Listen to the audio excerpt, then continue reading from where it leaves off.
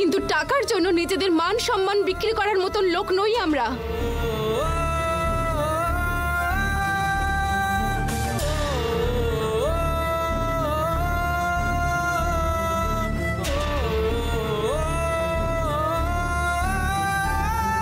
একটা মেয়ের ব্যাপারে বাজে কথা বলার সময় মুখ সামলে কথা বলবেন।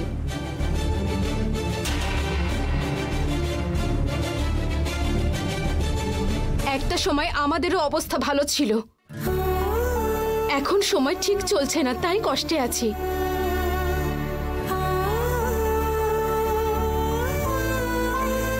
সময় খারাপ সবার যায়,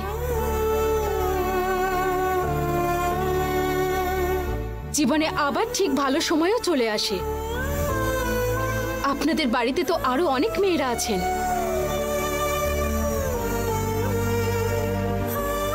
একটা মেয়ের ব্যাপারে যে আপনি এইসব বাজে কথা বলছেন, লজ্জা করে না আপনার?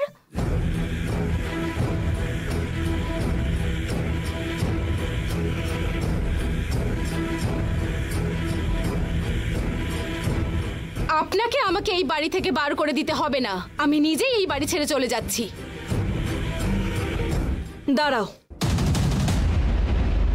তোমার কোথাও যাওয়ার প্রয়োজন নেই, এখানেই থাকবে তুমি।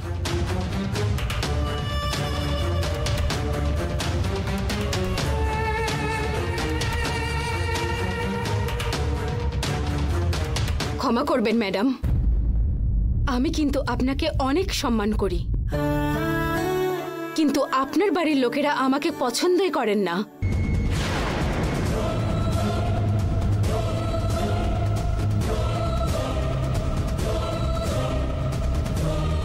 আপনি তো বাড়িতে দুধ দিয়ে কালসাপ পুষছেন, আর ওরা আপনাকে ছোবল মারার সুযোগ খুঁজে যাচ্ছে।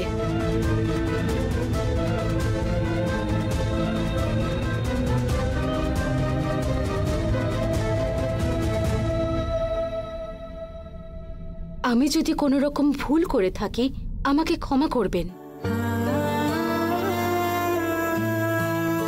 কিন্তু এই সব শুনে সহ্য করার মতন মেয়ে আমি নই, তাই আমি চলে যাচ্ছি।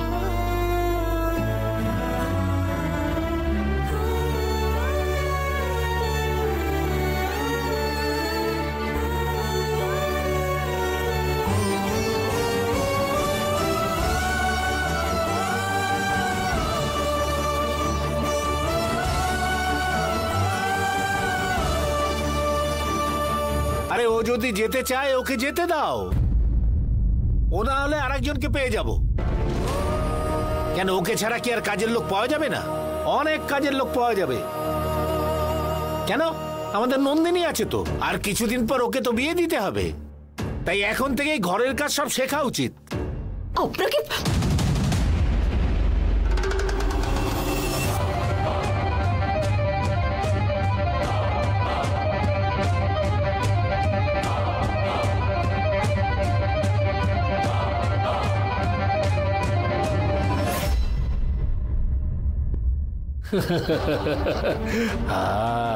কত নম্বর উইকেট এটা? আর একটা উইকেট পড়ে গেল। বোতলটা কোথায় রেখেছিলাম রে বাবা?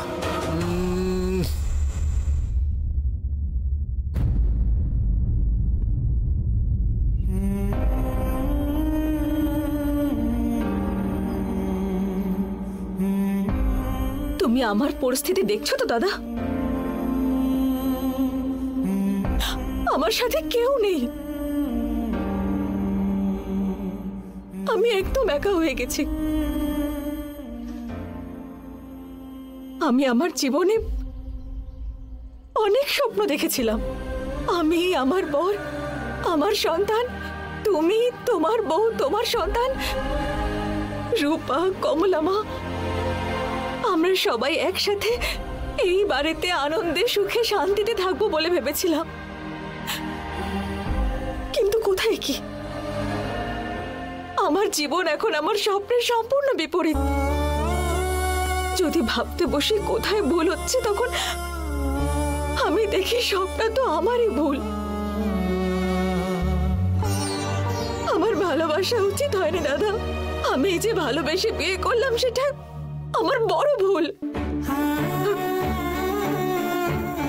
যদি আমি আমার বিয়ের বিষয়টা তোমার উপর ছাড়তাম তাহলে তুমি আমার জন্য একটা ভালো ছেলে খুঁজতে, তার সঙ্গে আমার বিয়ে দিতে, আর তখন তুমিও আমার সঙ্গেই থাকতে। আমার জীবনের সমস্ত প্রবলেম তুমি সলভ করতে। কিন্তু এসব কিছুই হলো না। ভালোবেসে আমি ভুল করলাম, আমি তোমাকে হারালাম। শেষ পর্যন্ত আমি ওকেও হারিয়ে ফেললাম। সবাইকে হারিয়ে এখন আমি দেখো কেমন একা দাঁড়িয়ে আছি তোমার সামনে। আমার দুঃখের কথা শোনার মতো, আমার কষ্টের পাশে থাকার মতো কেউ নেই দাদা।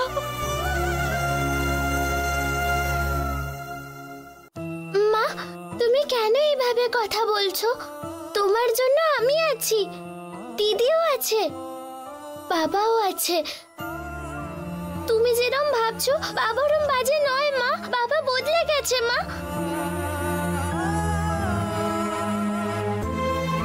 এখন এদের কটার ষড়যন্ত্রের জন্য তোমার বাবাকে আবার বাজে বলে মনে হচ্ছে। তুমি নিশ্চয়ই একদিন এই সত্যিটা ঠিকই জানতে পারবে। আমি জানি তখন ঠিক বাবা, কমলা দিদা, রূপা আন্টি সবাই ফিরে আসবে আবার বাড়িতে।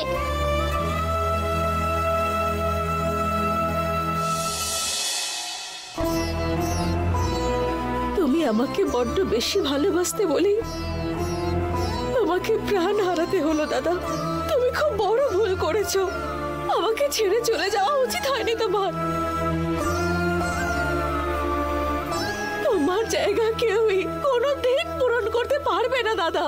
শুধু কথায় বলে আমি তোমার সাথে আছি, তোমার দাদার জায়গা নেব আমি, শুধুমাত্র মুখেই বলে যায়, কিন্তু সে কথা এরা কেউই পূর্ণ করে না, কেউ কথা রাখে না। এরা প্রত্যেকে শুধুমাত্র নিজের স্বার্থটাই দেখে, স্বার্থপর। এখানে কেউই আমার আপন নয় দাদা, আমার কেউ নেই এখানে। কি করে বাঁচবো আমি? আর কত লড়াই করব? লড়াই করার জন্য শক্তি চাই, সেই শক্তি আমায় কে দেবে দাদা? কতবার মনে হয় যে আমি সবকিছু ছেড়ে ছেড়ে তোমার কাছে চলে যাই, কিন্তু একমাত্র দুর্গার মুখ চেয়ে আমি সবকিছু সহ্য করে যাই। তাহলে আমি তো অনেক আগে তোমার কাছে চলে যেতাম দাদা।